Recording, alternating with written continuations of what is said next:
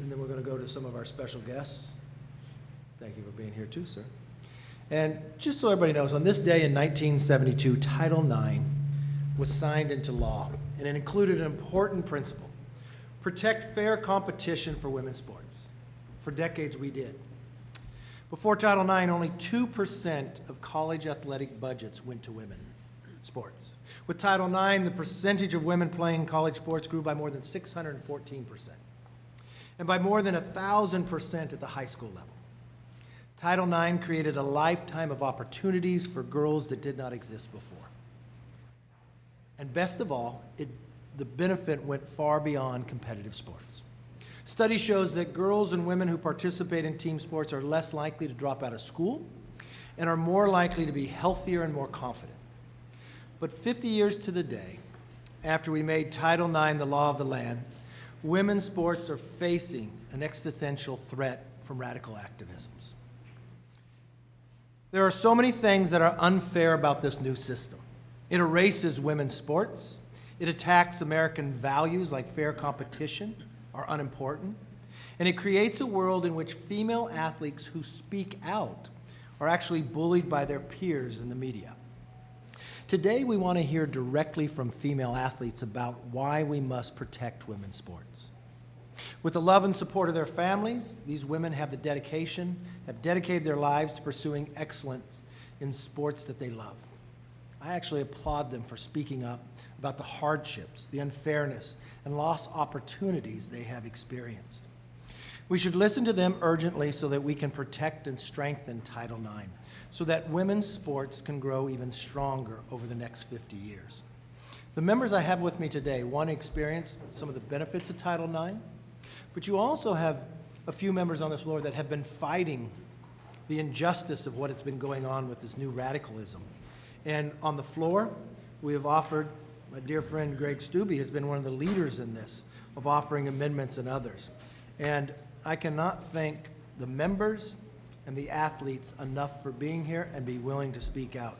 With that, let me first turn to an individual that deserves a lot of the credit, that has been making this issue an important issue. A husband, a father of daughters, who understands, an individual that has faith and ethics and really is concerned about the direction this is going and has made it an important issue for our entire conference, Congressman Jim Banks. Thank you, Leader McCarthy. Thank you for your leadership, for bringing all of us together today. I think this is really important. I really appreciate you showing up to show your support along the way for the Republican Study Committee's efforts to protect Title IX. It was actually a Hoosier United States Senator who authored Title IX that was passed and signed into law 50 years ago today.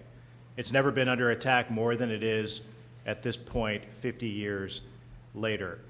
The Republican Study Committee's discharge petition for Greg Stubbe's bill to save women's sports now has nearly 200 co-signers, including Leader McCarthy, who was one of the very first members to go down to the well and sign on to this important discharge petition to force a vote on this important piece of legislation that Representative Stubbe will talk about a little bit more in a moment. And many of you came to the House Triangle in May to support Debbie Lesko and the Republican Study Committee's Women's Bill of Rights, which would protect sex-segregated activities, spaces, and organizations. So with that, I really look forward to hearing from our guests today, to hear your ideas, your stories, and your suggestions on how we can best respond to the Biden administration's inexcusable decision to effectively abolish Title IX on its 50th anniversary. With that, thank you again for being a part of this important discussion, and I yield to my friend and colleague from Florida, Representative Greg Stubbe. Thank you, Chair Banks and Leader McCarthy, for having this today and to hear from some people that have been affected by these policies. You know, it's a sad day in America when we actually have to pass a bill to say that women's sports is going to be women's sports and men's sports is going to be men's sports. And an hour ago, this National Review article just came out, And I just want to read the first two sentences because I think it's illustrative of the vast differences between what we want to do in protecting women's sports and what this administration that currently is there wants to do with collegiate activities. The Biden administration on Tuesday proposed changes to the federal civil rights statute banning sex discrimination in federally funded education programs, including expanding protections to sexual orientation and gender identity. If adopted, the rule change would bar universities, any other federally funded institutions, from maintaining men and women's sports in sex-segregated spaces like locker rooms and dormitories. So they actually want to not have women's locker rooms and men's locker rooms. They actually, and now, before it was just kind of talked about, now they're actually saying it out loud that this is what they want to do and destroy women's sports. So 50 years of equality for women on the athletic field would be destroyed by what this administration wants to do. Emma Wyant is a person from my district. She was stripped of an NCAA Division I swimming championship title earlier this year in the 500-yard freestyle by a male swimmer by the name of Leah Thomas, who swam for years on the men's team. I'm honored to fight for women's ability to compete on the athletic field competitively and with each other. I'm honored to be a part of what we're trying to do, and I'm very glad to hear Leader McCarthy say that this will be one of the first 100 bills that the new Congress under his leadership will pass after we take the gavels in January. So thank you very much for being here today. Well, Mr. Stubbe, thank you for your leadership on this, and there's so many members here that have shown real leadership, and I do want to send a special thanks out to the Republican Study Group committee, because they have really taken the leadership, and they're the largest group conference inside our Republican conference, but they have taken a leadership under Jim Banks, and this is great importance, watching what the president has done just today. So let's turn to Debbie Lesko. Debbie? Well, thank you, Kevin, and thank you, Jim, for all your leadership in this. We're living in some really crazy times, aren't we? I mean, sometimes I feel like when I'm working here that we live in an alternative reality. Like the Democrats are saying one thing and Republicans are saying another thing, and it's just absolutely crazy when a nominee for the U.S. Supreme Court can't even define what a woman is. I mean, that's insane, okay? People need to get real, and they're always so hooked on the science, right? They always say, oh, well, science, we got to follow the science. Well, follow the science, all right? There's a difference between men and women. And that's why, believe it or not, I had to introduce a bill called the Women's Bill of Rights that actually defines in federal law what a woman is and what a man is. Gosh, seriously, it is some crazy times that we have to do legislation to define what a woman and a man is, but here we are. The Democrats, under one-party Democrat rule, have totally destroyed women's rights, women's and girls' rights. We no longer have girls and women's sports. We have co-ed sports and men's and boys' sports. That's it. This is wrong. I have a young 3-year-old granddaughter, and I do not want her living in a world where if she really works hard and really accomplishes things, that a biological male is going to be involved in the sports and she doesn't maybe have a chance. This is wrong. Republicans are going to correct this and get back to some sanity in America. And with that, I yield to my friend Kat Kamek from Florida.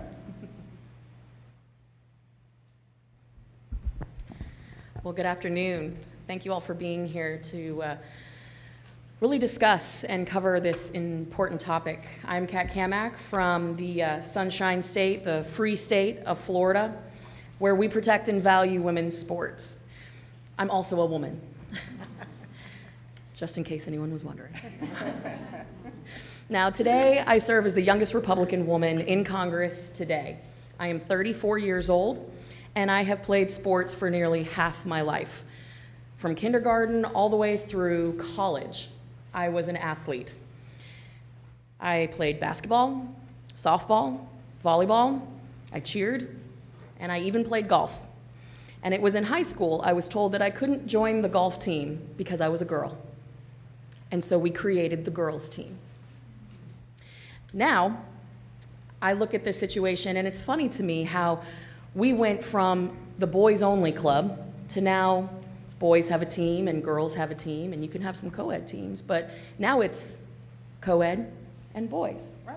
Just like Debbie said. This isn't a progressive policy. This is regressive. This is backwards. And it is a slap in the face to every single woman and parent who has fought for their child to have an opportunity to play. And we all know how important sports are to young girls and to kids. So I am very proud to join my good friends, Leader McCarthy, Jim Banks, Debbie, Greg, Burgess, Claudia, Diana. Wow, I can't see all the way down. I'm 5'3" with T-Rex arms, so you can imagine me as an athlete. It was a sight. But thank you all so much for being here. It is so important to recognize the 50th anniversary of Title IX because now more than ever, we have to stand and defend women's sports as they are under attack from the woke left. This Congress, I have been working with Ranking Member Jordan and my colleagues on the Future of American Freedoms Task Force, where we are formulating the policies that we'll hit the ground running with come January 3rd, 2023. And our focus on this task force is to develop the policies that focus on protecting our foundational American freedoms that are under attack by cancel culture and the woke left. And I can tell you right now, we are focused on protecting women's sports on this task force, and Republicans will be leading the charge to defend both Title IX and to ensure that women's sports can continue to flourish and grow for the next 50 years. So thank you again, and thank you for being here. Thank you, Kat. And let's turn to Diana Harshberger, Congresswoman. Well, thank you, Leader McCarthy and Chairman Banks, for hosting this very important roundtable. You know, it's heartening as a woman serving in Congress to know that the Republican leadership truly takes to heart these unique obstacles facing women today. I'm encouraged that I have the privilege to serve with members of Congress who are willing to take it beyond words and turn their support into action. Our athletes know better than anyone that actions speak louder than words. And it takes a team to accomplish great things. And I'm glad to be here today on the 50th anniversary of Title IX. This statute has protected Americans from discrimination on the basis of sex for half a century. No one in this room needs reminding of the dangers of gender discrimination, or in recent cases, throwing gender straight out the window. Title IX was created to ensure that women and girls had the same academic and athletic opportunities as men and boys. But when Democrats have referenced this statute in recent months, they completely abandoned the words woman and girl. This administration they think that sex is equated to gender identity. You know, there's 72 classes of that now, I think. It's up to 72. But Americans know better. As a pharmacist, I can tell you that our genders are distinguished by unique and beautiful biological differences. And if you follow the science, like Debbie said, guess what? You're going to learn that a woman can produce eggs and bear children while a man will never have that ability to do so. Just FYI. I have a son and two grandsons. Pretending that these differences do not exist is not only damaging, it is dangerous. And I look forward to hearing from all of these female leaders in the room today, and it's an honor of a lifetime to be a woman in Congress, and it is a very personal responsibility for me to fight for protections that make our future generations of little girls have the opportunity to lead this great nation. And with that, I think it's my pleasure to turn it over to my colleague from the great state of Utah, Congressman Burgess Owens. If I may say one thing about Burgess, he's probably the best athlete in Congress. He's the only one that has a Super Bowl ring. But if you asked him about that, he would first tell you about being a father to daughters.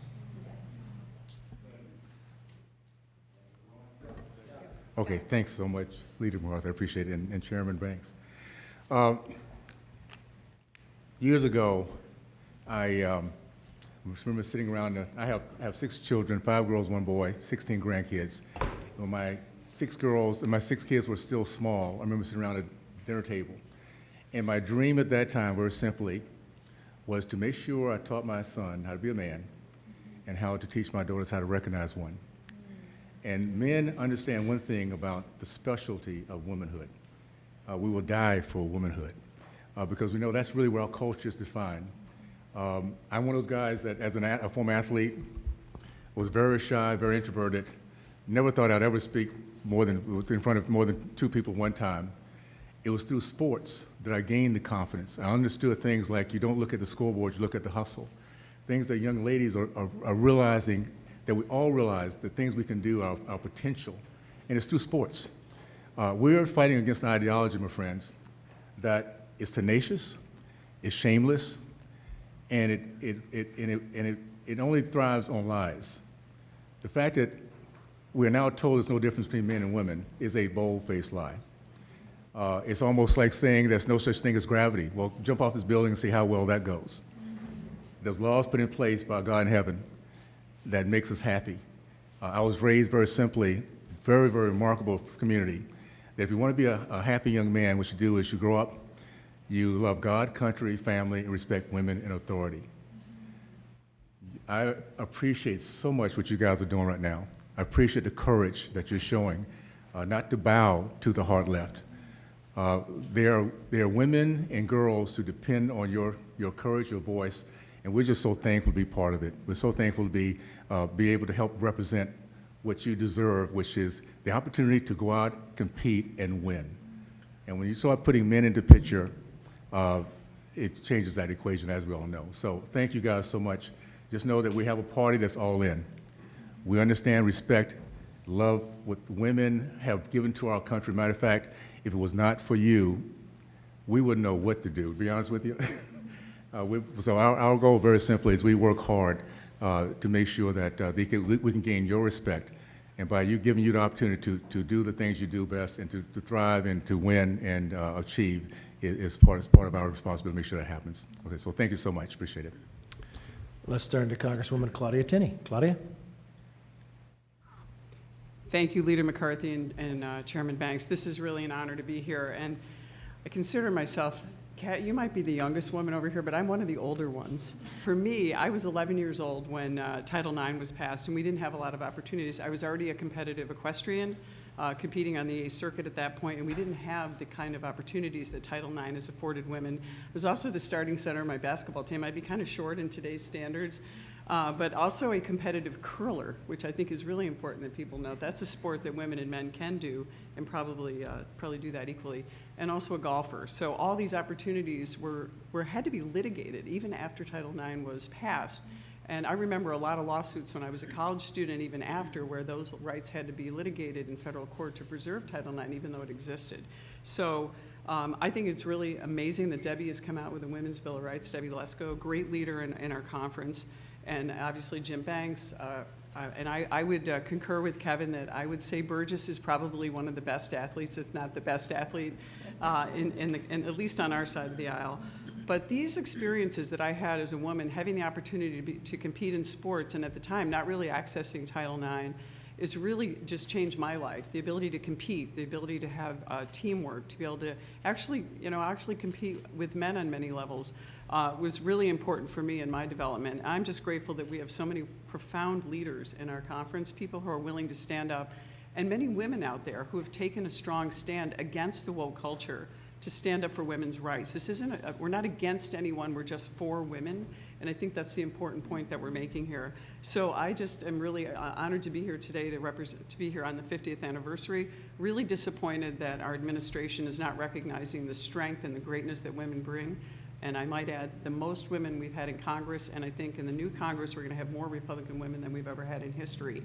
And that's a huge accomplishment to our leader and all of our leaders here on the dais. So thank you so much to everyone for your leadership. It's an honor to be here also as a former student athlete, and I will challenge Kat. We're going to do a one-on-one basketball event. Thanks. Excellent. Well, let me now turn to Jennifer with IWF. I think you have an introduction. Yes, I'm Jennifer with Independent Women's Forum. I want to thank you all for your leadership, and particularly Representative Banks and Lesko for your leadership on the Women's Bill of Rights. It's so important that people understand that words mean what they say. And we know what sex means. There are 2 of them. We know what woman means. We know what female means. And the fact that we have to define that in law today is actually somewhat pathetic, but I'm very grateful to you all for your leadership on that. I am introducing Cynthia Monteleone, and Cynthia is a Team USA World Champion track athlete. She had the unfortunate experience of having to compete against a male athlete in Malaga, Spain.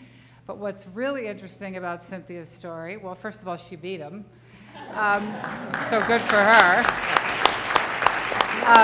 But also, within a very short period of time, she came home to Hawaii, and her daughter was also faced with having to compete against a trans athlete in track, a male athlete. And if anybody says that this isn't happening frequently, or it isn't happening more and more every day, you really only need to look at Cynthia and her family, because what are the chances that it would happen to a mother and a daughter? Now, it may not be reported that often, especially at the high school level. I think it's actually being deliberately underreported. But Cynthia and her daughter have an important story to tell. So thank you, Cynthia. Thank you. Aloha. Thank you so much for having me today. I am from Maui, which we all know Patsy Mink, the original founder, one of the founding co-founders of Title IX, is from Maui. And so I hold Title IX very dear to my heart. I teach all my young athletes about it. And I teach them the original intentions of Title IX, which is sex-based. Nowhere in the document does it say gender or gender identity. So I make sure they know that difference. I am the defending world champion in the 400 meters. I am supposed to be in Finland right now defending my title. However, they're letting that same athlete compete again. And so I have protested the meet. I came here instead to speak with you all. And I let the WMA president know that I was protesting the meet because of this policy, and they needed to change the policy. This is not a personal issue, this is a policy issue.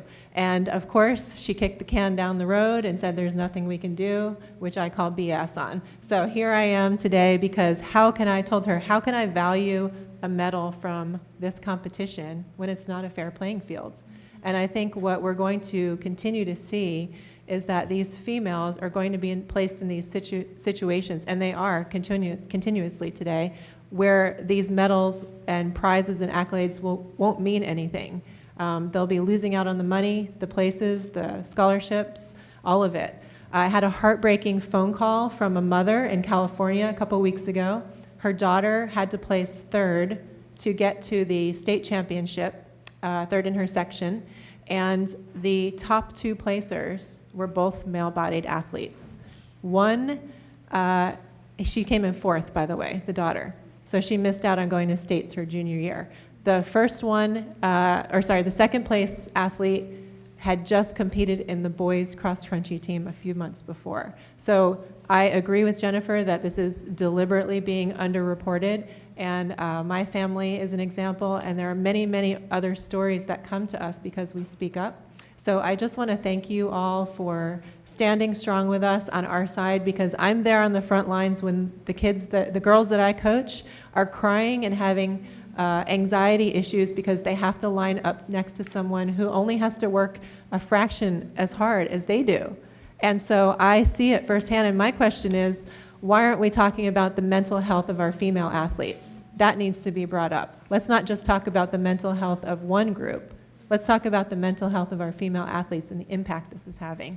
So I just want to say thank you, mahalo. I came from Maui to do this, and I just appreciate all of you. Thank you, mahalo. I just want to say thank you very much for making the decision to be here and coming that far. I know that's a 10-hour flight, but the comments you made are very powerful, and what you're standing up to is making a real difference, so thank you. Let's now turn to Penny Nance for an introduction. Thank you so much, Mr. Leader and Mr. Banks. I really am so appreciative of being here. Joining me in the room are our Young Women for America leaders. We have collegiate chapters as well as our Concerned Women for America leaders around the country with about 500,000 members. You know, I have to think that Patsy Mink is turning over in her grave right now. I mean, we have really destroyed women's sports. And as a, and may I just also say, I just came from a rally, in which we had the right and the left joined together, unified. I mean, how much does that happen in Washington these days? And it was just really a beautiful moment. This should be a moment that knows no boundaries in party. This is actually recognizing the original intent of the law.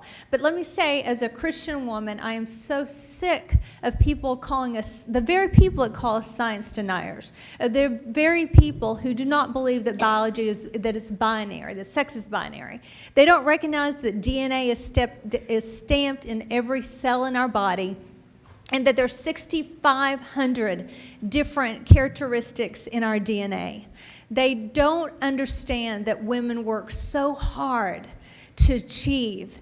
And, you know, as a woman, I grew up, I think, Congresswoman, about the same time you did, and my choices in sports, and it was still getting litigated, right? This is, you know, the mid-'80s. It was still getting worked out. I had two choices for sports. I had cheerleading and I had basketball. I mean, that's it. My daughter, on the other hand, who is now 25 years old, had a beautiful experience of lacrosse and track and, you know, field hockey and all the amazing opportunities. That's what we want. We want women to be able to compete at all different levels. We actually want there not to be discrimination in education. And so I just look for a day when we'll be unified on that point. Joining me today is a beautiful young woman who's one of our Young Women for America leaders named Macy Petty. She is a scholarshiped volleyball athlete in Tennessee, and she's also one of our Young Women for American leaders. She has testified before 2 state legislatures, and she was one of our leaders, literally standing outside the NCAA championship swim match in Georgia Tech, in which Leah Thomas stole the trophies of women. And so it is not always a comfortable place, Mr. Leader, for them to be. It is a hard place for our young women to speak up, but I just want to say how proud I am of Macy and the others and just introduce you to her. Thank you very much. Yes, I am a Young Women for America ambassador. I also intern over at the Family Research Council. I'm sitting down, so you can't tell, but I'm really tall. So because of this, my recruiting process started really early. I started getting letters back in the 8th grade.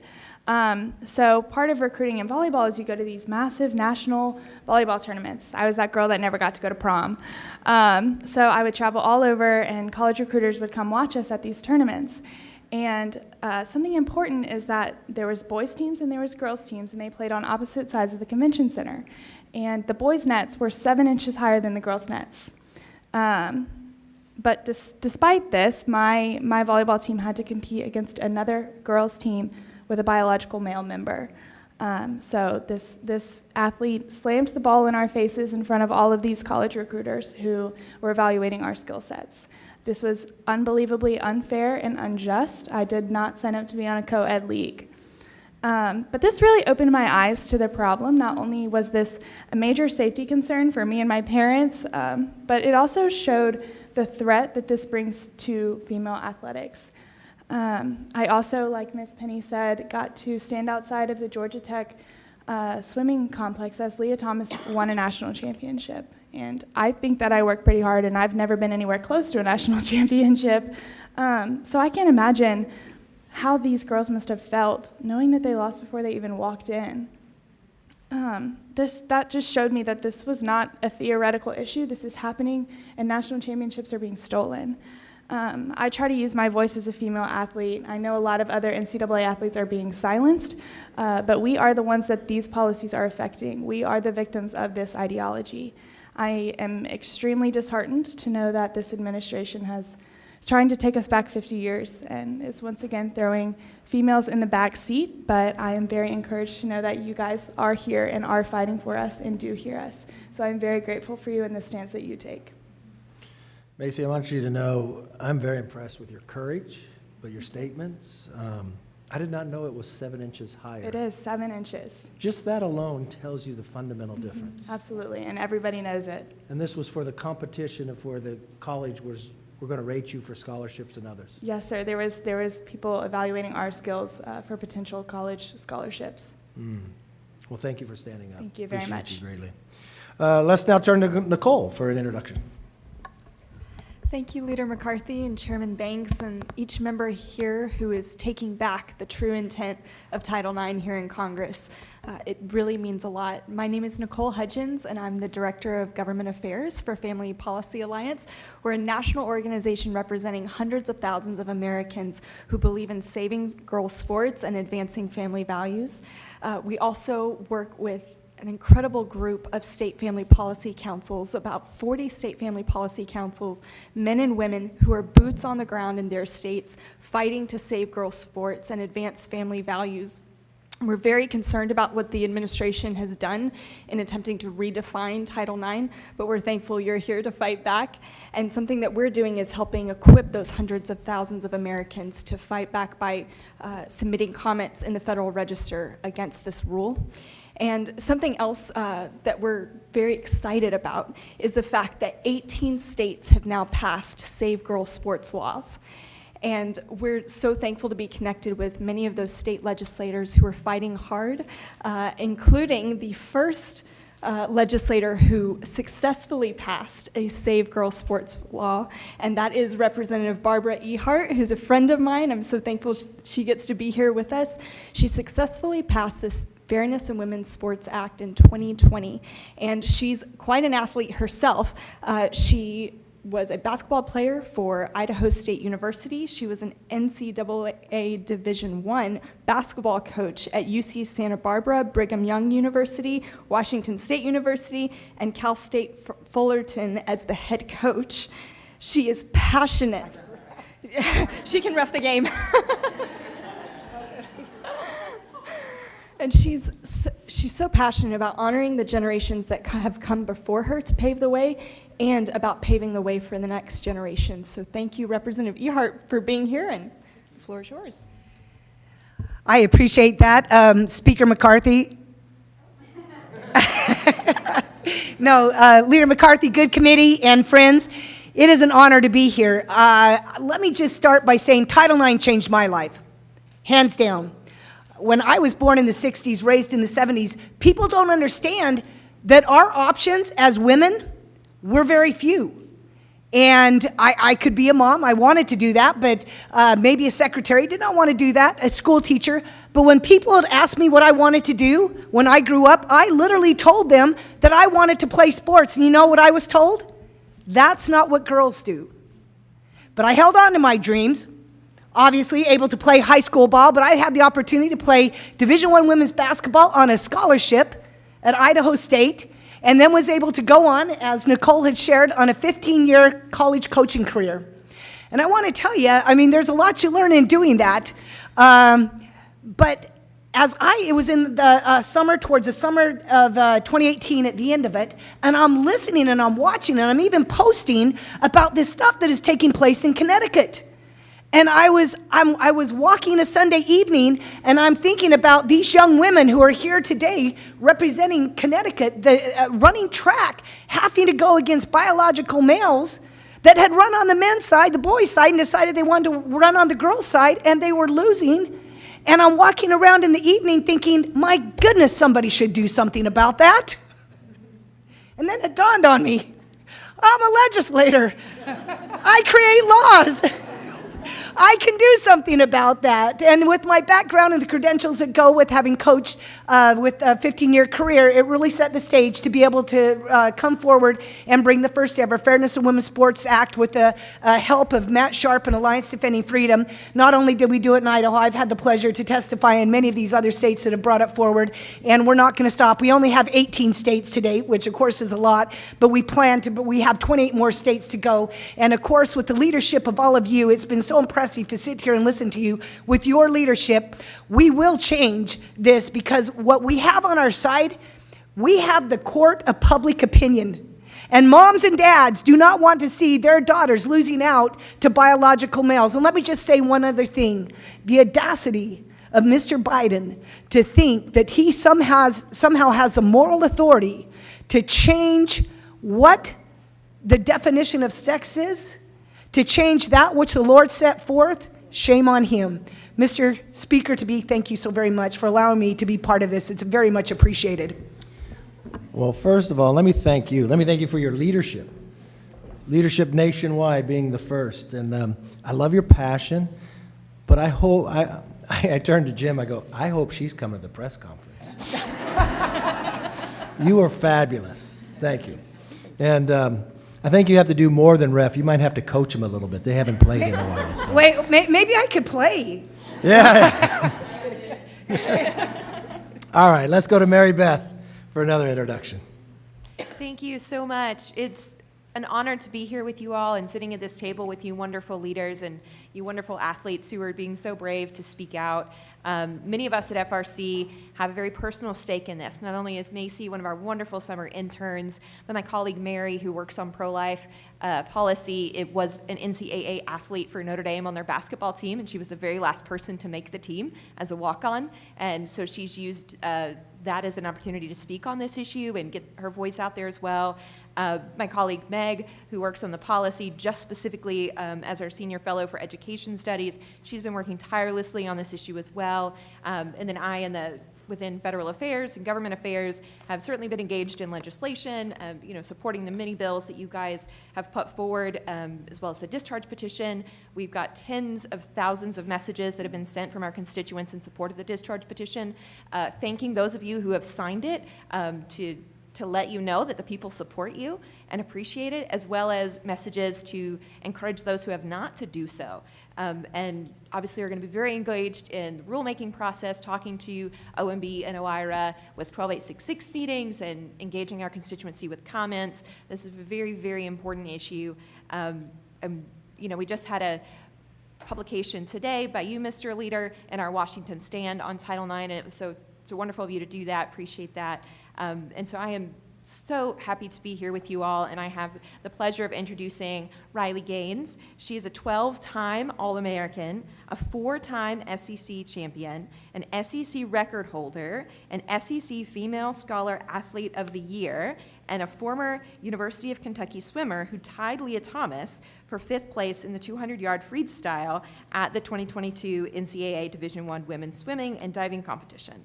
She is also an independent women's forum storyteller who's bravely speaking out about her experiences and the threats to women's sports. So thank you so much for being here, Riley. Thank you. I think you made me sound a lot cooler than I really am. But thank you. Especially thank you to the RSC for having me and just giving me this opportunity to speak for myself and all the other athletes that have felt silence amidst facing unfair competition and rulemakers that disregard women. Like she said, my name is Riley. I just recently graduated from the University of Kentucky. I'm not going to mention all my accolades again because that's not the point of this. But all to say, being successful at such an elite level is far from easy, and it's really hard to put into words the amount of work and sacrifice that it takes, but I'm going to try. So I started swimming at the age of 4. My summer league coach encouraged me to start swimming at 8. So this meant in 2nd grade I was swimming about 5 to 6 days a week at 2 hours every single practice, and it only got harder from there. By the time I got to middle school, I was waking up at 4:45 in the morning to swim before school because just one practice a day was never enough. I missed out on family vacations and sleepovers with friends. I trained all summer over Christmas breaks. I traveled for national level meets, causing me to miss school, spring break, and I think there's a common theme here because I was also the girl that missed proms. My days entailed practice before school, going to school, going back to practice, going home to eat dinner and do homework, icing my injuries, and then falling asleep exhausted. But every day I would wake up and do it all again in hopes to become the best I could be and fulfill my dreams of racing against the world's best. And eventually I got there. In November of last year, near the middle of our collegiate season, it looked as if I was going to get my chance. I was ranked 4th in the nation in the 200 freestyle behind some amazing names I was familiar with and one that I wasn't. This was the first time I'd become aware of a swimmer named Leah Thomas. For all I knew, this was a swimmer from the University of Pennsylvania who had come out of nowhere senior year to post the fastest times in the nation. Obviously, this didn't make sense to me. Being someone the same grade as Leah, I had never heard this name, which is very rare in swimming. It wasn't until I read an article clarifying that Leah was formerly Will Thomas, a male who swam for 3 years on the men's team at UPenn. I was shocked, but thought to myself it wouldn't matter come March because there was no way the NCAA was going to allow this to happen. I was proven very wrong only 3 weeks before the start of our meet, when the NCAA announced that Thomas would in fact be able to compete with the women. I got to personally witness and feel the effect this competition had on myself and other female athletes at the meet. I know I can't speak for everyone, but I can attest to the number of tears shed by the 9th and 17th place finishers who missed being named an All-American by 1 place. I can attest to the extreme discomfort in the locker rooms, and I can attest to the talk of anger and frustration from the girls who had worked so hard and sacrificed so much to get to this moment. Who took into account our feelings, and who has taken any sort of accountability since? No one. It's disheartening to know our voices have no weight on an organization we have done so much for, an organization we've essentially dedicated our whole lives to. As you all know, Thomas and I raced and touched at the exact same time down to the 100th. Having only 1 5th place trophy, the NCAA handed it to Thomas and told me mine would eventually come in the mail, but Thomas needed to hold the trophy for photo purposes. So not only were we forced to race against a man, we were put on the back burner when faced with a difficult situation that the NCAA had not been prepared for. It's crucial for the NCAA and the Biden administration to open their eyes and recognize the irrefutable damage that is being done to women's sports and everything that Title IX was created for. There's no equity, fairness, sportsmanship, or opportunity for women to succeed at an elite level without sex-based categories. Until accountability is taken and rules are in place to protect biological females, the integrity of women's sports is lost. Around the country, women are told to be silent. We are told to just let the conversation die down and comply so we don't step on any toes or ruffle any feathers. We cannot continue to ignore the biological and anatomical differences between males and females that are blatantly obvious and scientifically proven. If change is not made, this is only the beginning of a slippery slope. It's only a matter of time until 1 transgender athlete winning a national title in a female's sport goes to 3 and then to 10 and so on. Allowing male athletes to switch teams when they feel necessary is not only an infringement on female athletes, but also a mockery of Title IX. I will continue speaking out and standing up for myself. Others who are afraid to use their voice are told they can't. Past female athletes who have fought so hard to get equal opportunities in sports, and for future female athletes who will lose athletic opportunities if this madness continues. Thank you, guys. All right, I want to tell you, that was very powerful. Very, very powerful. And your courage and you're owed an apology. You really are. I know. Not just that, all female athletes are. It's just offensive. Well, thank you for doing this. Thank you for standing up. Christina. Yes. All right, we'll see if we can stretch here. Thank you so much, Leader McCarthy, Chairman Banks, and others for having us here today. My name is Christiana Kiefer, and I'm Senior Counsel with Alliance Defending Freedom. We are the only organization in the nation who have filed a federal lawsuit on behalf of female athletes to defend their rights under Title IX. Title IX has promised women and girls so much: equal access and opportunities in sports, the opportunity to learn lifelong skills, scholarship opportunities. But those opportunities are being denied to women and girls across the country today. I represent female athletes across the country who are being denied Title IX protections right now. Chelsea Mitchell lost 4 state championship titles, 2 All-New England awards due to biological males competing in her category. Selena Soul is here in the audience. She lost the opportunity to advance to the next level of competition due to biological males.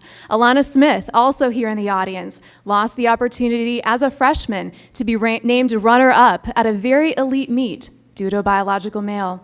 Madison Kenyon and Mary-Kate Marshall, also in the audience, lost to biological males in their collegiate competition in the state of Idaho, and the list goes on. Also represent Lainey Armistead here in the audience, who is helping her state defend their Save Women's Sports law against attacks from activists and the ACLU. What is happening to women and girls across the country is a travesty. On the 50th anniversary of Title IX, we ought to be celebrating, but instead, there is so much work ahead of us. Thank you so much for the opportunity to present this. Thank you for your work on this, and we look forward to working with you in the future to make sure women and girls continue to have the opportunity to be champions. Hi, I'm Chelsea Mitchell. Thank you for having me. I'm a former high school track and field athlete from Canton High School, and I was ranked one of the fastest girls in Connecticut. When I lined up in my starting blocks, I should have known that I had a shot at first place. Unfortunately, I was forced to compete against male athletes in the girls category for all 4 years of my high school career. As a result of a state policy that let them compete in girls' sports, I lost out on 4 state championship titles and 2 All-New England awards. Girls deserve fair competitions. When we're given those opportunities, we can excel. When those opportunities are threatened or taken away, we lose. While this issue is very personal for me, it's not just about me. It's about every young woman who dreams of competing. We should have the opportunity to succeed and to chase our dreams. And this can only happen if we can compete on a level playing field. We should be here celebrating 50 years of Title IX protections for women and girls in sports. Instead, we're here because we don't know if those protections will last another 50 years. Thank you. I want to thank you because really when you thought about this a few years back, you think, what do you think 50 years would be? How exciting a time would we have to celebrate all the successes? And each and every one of you told a personal story how you're affected, but each and every one of you talked about it, not about yourself, but about women's sports overall. And I want to thank you for the courage of doing this because I'm afraid out in America, they think it's only happening 1 or 2 places. I hope everybody understood today it's happening everywhere. From mother and daughter, from 4 years of high school. This has been going on for quite some time. And if I take one moment for all those athletes that have been affected too, that didn't get to speak but are sitting in the audience, could you please stand just so we can see and say, thank you for coming? Yeah, go right ahead.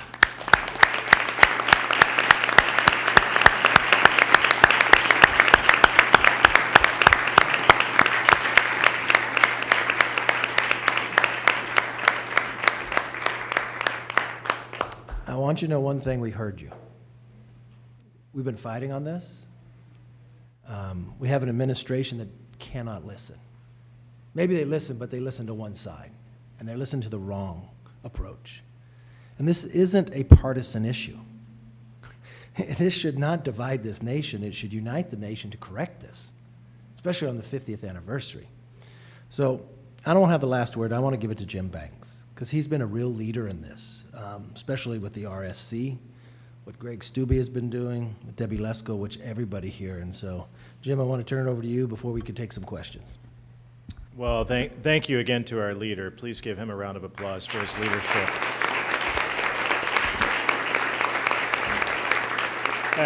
As Leader McCarthy said, we hear you. And at Republican Study Committee, we're a caucus of 160 Republicans in the House. We've taken the message that you've sent us here today and put it into action with Debbie Lesko's Women's Bill of Rights, which has how many co-sponsors at this point? Several dozen. I mean, most of our members have signed on to it. Greg Stubbe's Save Women's Sports Bill, many co-sponsors. The discharge petition that has nearly 200 signatures, needs 218 signatures to force Speaker Pelosi to put it on the floor for a vote. That's why we're doing it. So we've taken the message that you've sent us here today, we've put it into action, and we're going to continue to fight for you. As the leader said a little bit ago, I'm a girl dad. My youngest is here, my 9-year-old. We do this for them, right? We're fighting for you, we're fighting for them, the next generation, so that they too can have an opportunity to compete in women's sports. Annie Banks is a little short, but she's a mean defender on the basketball court, Kat. So, and as a dad, I love going and watching them compete.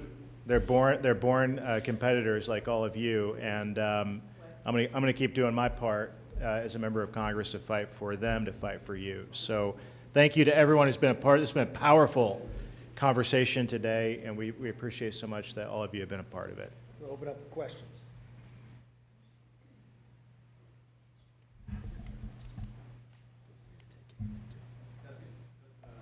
We can hear you. Go ahead.